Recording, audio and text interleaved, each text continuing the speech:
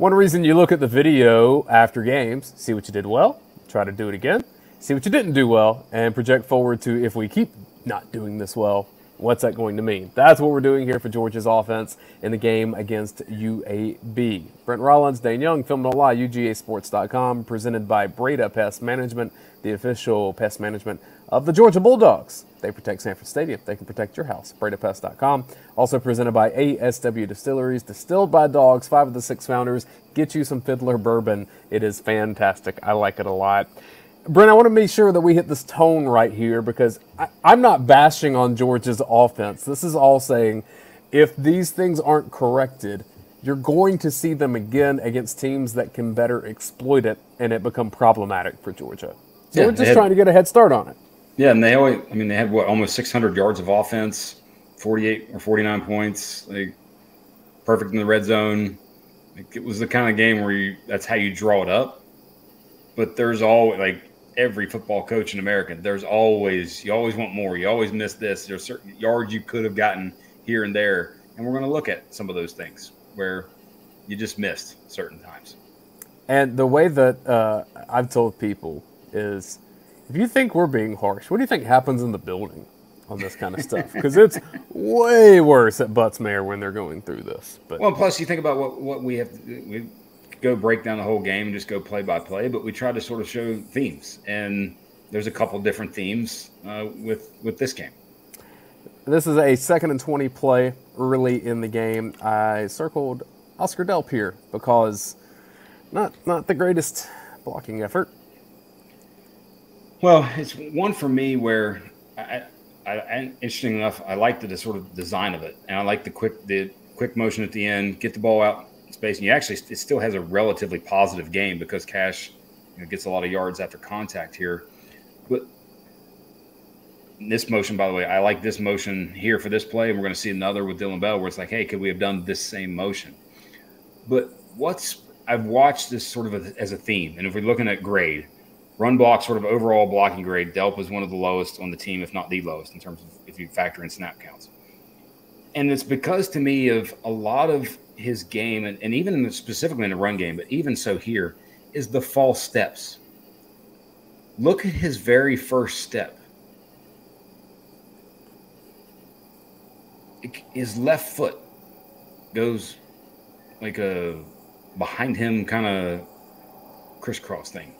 Now, I get you're sort of pushing out, but push off your right foot because now you're out in space quicker. Instead of that, go left, because guess what that guy's doing as the ball's snapped and seeing it? He's moving forward. If you zoom it out just a little bit, like he's gaining ground on you, and you are just sort of getting into your rhythm a little bit. So back it out, just the zoom a little bit. Yeah, I'm trying to do that. My computer is not allowing me to. Trying to be fancy here.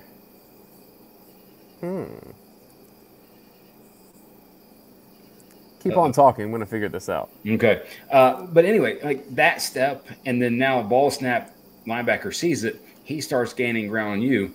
Now you have, as you go to, and by the way, he does a good job of going, we always talk about, hey, go where the defender is going to be versus where they currently are. He actually, I think, does a good job there of doing that specifically. But when you have this sort of one little false step here, it allows the defender, there we go, just reset. I did the old Nintendo, just blowing the cartridge a little bit. Yes. Like he's gaining ground by the time your feet are ready to block. And that's all. Like push out, chop the feet, and be sort of ready, get rid of that sort of false step, be ready to block, and now you can much more easily adjust to him jumping the inside. But again, Cash does a good job of getting yards after the catch. I know you like the play. I know you like the motion and all of that.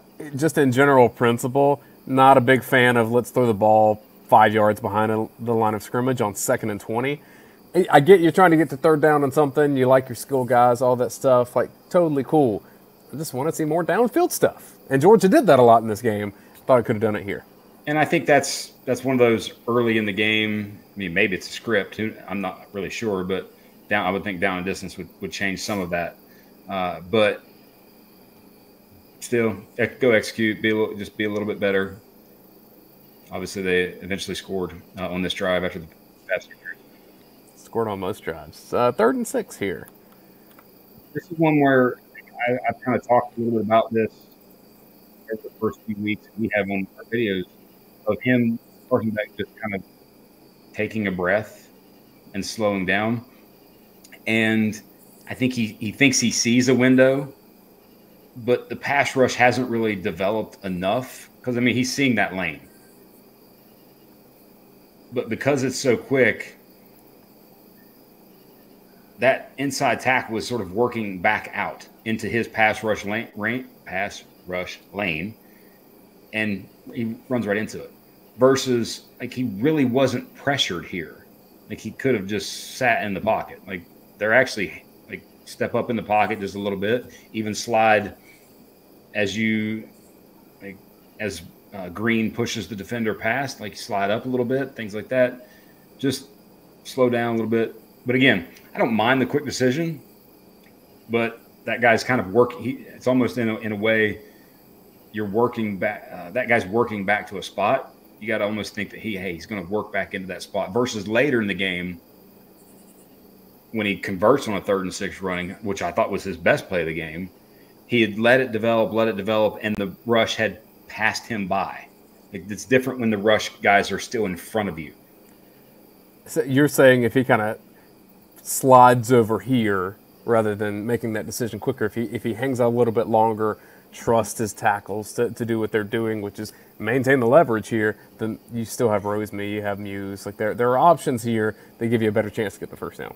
Yeah, and like the biggest thing is when you make that decision and those defenders are still in front of you, like, they're going to see that. They're going to, and it's not like you're, Michael Vick or, Daniel Jones, somebody that you're not that guy. Well, Daniel Jones has not been putting up great stats, but your point is not. I understand he's not the runner. He's still here. Yeah, exactly. Better options. He's a very good runner.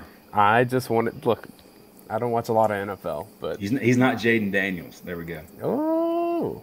From a running standpoint. Okay, so this is one where Dylan Bell's back here. The spacing feels off to me. I'm curious your read on this. A little bit, yes. It's tight. And UAB actually just makes a great defensive call and kind of pressures you on the edge here.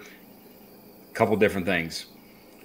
One, I'd rather Bowers be still and Dylan Bell right before the snap kind of sprint out much like Cash did, just because it makes it to where that outside edge defender makes it tougher to make that play, potentially, especially if he's coming like this.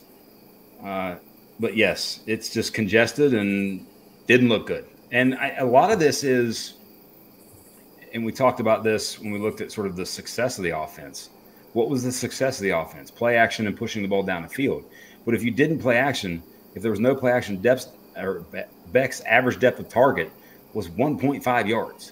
Like, the ball is out quick and it's not out very far. So defenses kind of know that, or are going to definitively know that, hey, if the ball is a straight drop back, he's not really pushing the ball down the field if it's coming out that in a non-play action sense. But this is also one where I think Delp's kind of got to know that this is the only guy you have to get this guy blocked. It's impossible for Ernest Green to get him here. Yeah. And it's a good play from 15. Like, listen, knife in the middle of them and just disrupt everything. It's one of those, it's like, I would rather see him just stay there. And that's just, you work on that. It's hard. It's happening in real time, split seconds. But much like if you're talking to offensive linemen, hey, if you as an offensive lineman, hey, we're going to chip up to the backer. Well, guess what happens if the guy we're chipping on, the down lineman we're working on first, is a really good player? We have to make sure that you take care of the really good player first before you move into the second level. Here, if you set no edge, you have no play. So read that, see it, stay there. But again, I'd rather see Bowers stationary and Bell kind of coming out fast, personally. But the open field blocking is a mess here too. Delp here. I know the play's busted up before here. I'm just saying effort, like, that gets by there. If you scroll back, Bowers doesn't really get on anyone here, and probably holds. And then, man, I was praising in our other video, Jackson Meeks is back, and I think that is helpful. Doesn't find a body here at all. So, pretty catastrophic failure, just from a blocking standpoint. Like, it's a bad one. Right. Even if things work out and Bell gets off and running, I don't think you gain a lot of yards with that blocking effort downfield, because you have to find somebody. It's like you say, doesn't have to be a pancake, doesn't have to push them around the field, get in the way. And in that case, 3 dudes didn't do that downfield. But that's why I thought maybe the spacing, the timing, there was something that just felt strange. Next. Oh, boy. All right, so instantly you start in tight, and you see them adjusting how they adjust. This is man coverage. Like, they are, like, if you look where where every defender's eyes are, like, and draw a straight line, that is who they are guarding. And it's the safety getting the running back here by back here by the ref. Mm-hmm. Like, he's got the running back. Like, they're coming. You as a QB know obviously that the ball has to come out quick. You know that they're likely going to bring more than you can protect with, especially since the back is getting out in the pattern here versus staying in the protection. I think that is something too they could have done. But this is one where he got a little skittish, and because his footwork got off and he got a little skittish with the pressure and trying to get rid of the ball fast, he gave Thomas no chance to catch that ball, which, by the way, it's 4th down. If you throw a pick, okay, you got to go tackle him, yes, but not the end of the world. Turn it over anyway. Put this thing where there is no safety in the middle, like, lead him into the middle of the field, give your guy a chance. But when in doubt, what's the answer to the question? Oh, boy. That. You need 2 yards, go to Bowers. I don't care if he had 3 dudes on him. I do care. Don't do that. But he had no dudes on him. And by the way, look at the snap. Like, when this is one where I was, like, instantly right before the snap, even if you know that, like, for example, think about the QB, hey, got the unblocked rusher. I'm going to go to where that's coming from. That way I can see that and adjust to that and do those things. Versus Bowers on my other side, I got to turn, in essence, away from that. But you know the route that Bowers is running, you can get rid of that ball just as quickly. And I think this is probably the next step for him, is when it's a money down, look, like, where is he? That's where my eyes, unless he's completely a decoy within the plan of attack, that's where my eyes go. I mean, it's just innate almost. Hey, where's Bowers? All right. This, by the way, look at the cushion from the snap he's getting. Like, he's got the most room to work with, because this guy's probably fearful of getting beat deep. Yep. And boom, space, throw it, completion. This play, and there's some others like this throughout the season, it is definitely the minority. I'm not saying it's a trend necessarily, but I see this, and if I'm a defensive coordinator, I say, let's bring the heat and see if he'll make these decisions more frequently. Well, because if you give him time, then he's going to be fine. When you look at the season, in that game, he was pressured on 6 of 35 dropbacks. That's 17%. That's the most he's been pressured in any game this season. Like, for the most part, when he's been pressured, 19 dropbacks, 5 of 11 for 62 yards. He's handled it okay, not had a turnover-worthy play, taken 3 sacks. But in this game, he was 0 for 4 when pressured. So, and by the way, what is that? That's a coin flip. Like, it's such a random thing. One game it might be great, one game it might be not so great. And this was the not so great game in terms of handling pressure. Well, and projecting ahead to Auburn, we talk about road atmosphere. It's a crazy place to play. Auburn fans are insane. Combine that with what I think is going to be an aggressive defense trying to get in his face some. That's where, mistakes can compound on top of each other. Yep. And that's, again, this is not some critical error for Georgia that happens on every play. Not saying that at all. We're just projecting ahead. What are the things that Georgia has to do to get better to avoid this happening? Because this should have been a first down and then not turnover on downs. Because, and the way that these first quarters are going, limited possessions, empty possessions, turnover on downs, turnovers, or missed field goals, they're killer just in terms of keeping the other team in the game. Yeah, the mental part of it. It's the hey, as the other team mentally is still in the game versus not so much. And then this was one, we talked about this a lot. This should have been a pick six. Let's explain why, what Carson Beck's involvement here was, and then what Delp should have done here.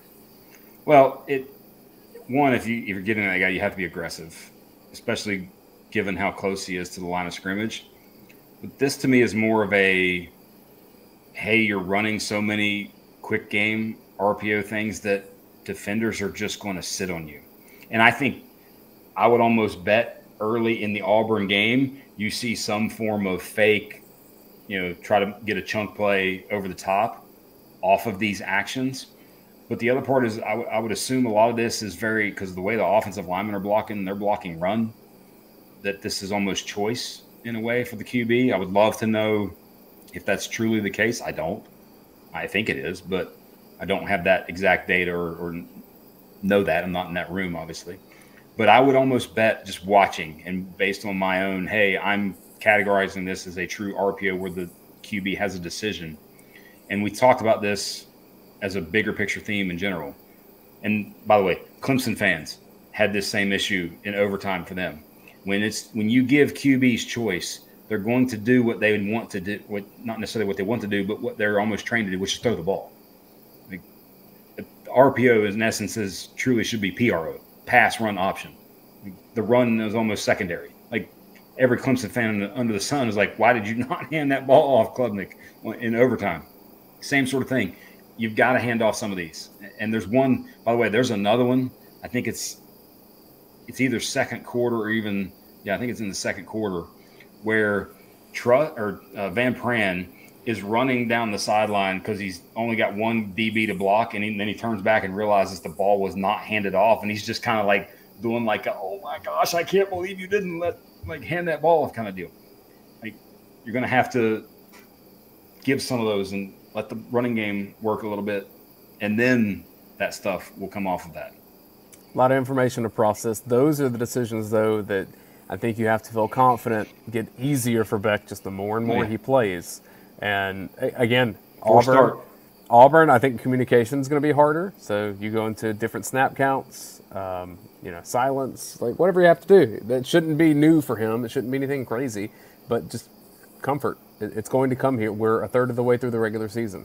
What happens in the middle part? And one thing about that play, that doesn't go down as a turnover-worthy play from a statistical perspective, because he's just quick, boom, the ball's thrown out there. It's more of a decision here, but it's not, and the defender making a great play than it is him truly choosing to put the ball in harm's way, that guy standing in the way before he throws it kind of thing.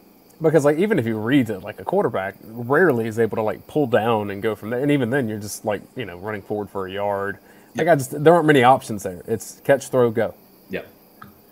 This has been Filling Up Live from UGAsports.com. Thanks for watching. Breda Pest Management, ASW Distilleries, support them. They support us.